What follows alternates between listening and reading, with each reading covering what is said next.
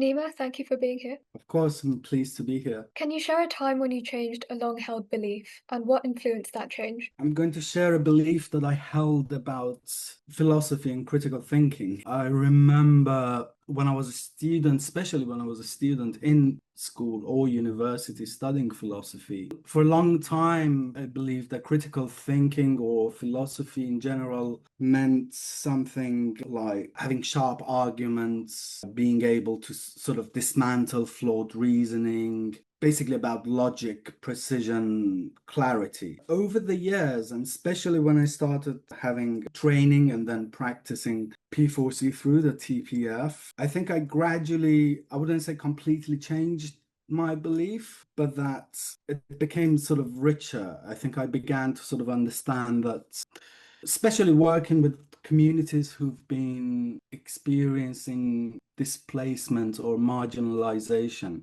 I began to sort of understand that philosophy or critical thinking, yes, it is all those, but it's also much deeper. It's something more embodied and more relational. It involves listening, emotional sort of awareness, vulnerability, and also being able to cope with moments of uncertainty when there are those times that you feel you're really stuck and you can't work things out, or maybe you experience that in a group, that you start arguing, you start making arguments, but then there are times that you experience as a group, especially with children, that you feel you're not really going anywhere. And I think to be able to listen to other people, sort of understand your own emotions while all this is happening and see the other person's perspective, I think that's also quite important.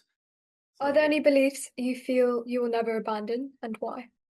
I think something related again to the practice of P4C and philosophical inquiry is that I think one of the beliefs or assumptions which is really important, and I've long held since I've started doing P4C and philosophical inquiry, is that everyone has the capacity to think or make sense of their own world. And not only that, but also to contribute something meaningful to the conversation, to the shared sort of inquiry, even if it's silence or even if it's sort of difficult emotions that people experience while we're going through this. I remember, I think one of the times that this idea or this belief was sort of tested for me was when I was having a session and there was a 10-year-old boy who refused to join in the conversation.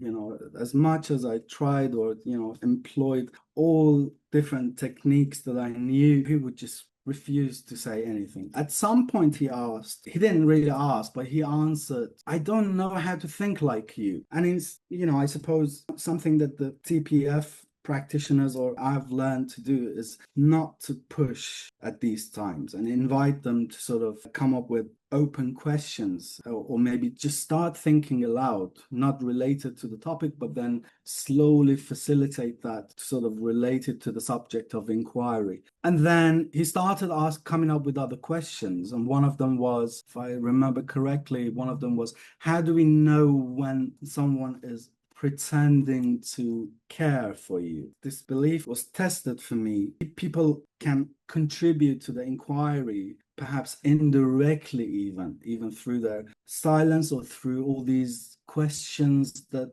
convey another message, that brings out to our attention that care, trust, and the environment is also quite important for our thinking.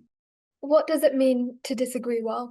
First of all, I think disagreeing, and especially disagreeing well, is a form of maturity, not only philosophical maturity, but maturity as a whole. And I suppose it means that you enter disagreement not as a battlefield, but as a sort of a journey which is co-constructed by everyone who's part of this inquiry. So it should involve curiosity, humility, and also respect for the other person. And I think to reflect on the work of TPF, I think something which is very important is that two different processes, I think, are going on simultaneously, which helps people to disagree well. One of them is dialectical, where you're more concerned with the ideas and what the contradictions are, where we think differently, and how we move the conversation forward. But also is dialogical. You sort of value the importance of thinking together, and you recognize the value of, the whole process that you take rather than just the answers or the final conclusion.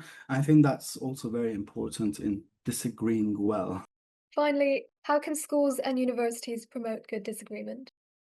Yeah, I suppose in two different ways. I think for the short term, obviously, through learning and incorporating all these wonderful methodologies that have been developed over the years, such as the work of the Philosophy Foundation or similar ones, to do more philosophical inquiry, reflection time, circles, and all that. But also, I think more fundamentally, I think it's quite important to sort of reimagine the purpose of education itself. So some of the schools, I think, solely focus on sort of the right answers and individual achievement of students, whereas in this context, sort of disagreement can be seen as disruptive, something that is, should be either tolerated or not tolerated. But if you view education as a sort of a space for inquiry, collective meaning making, then disagreement becomes more of a resource, not a problem.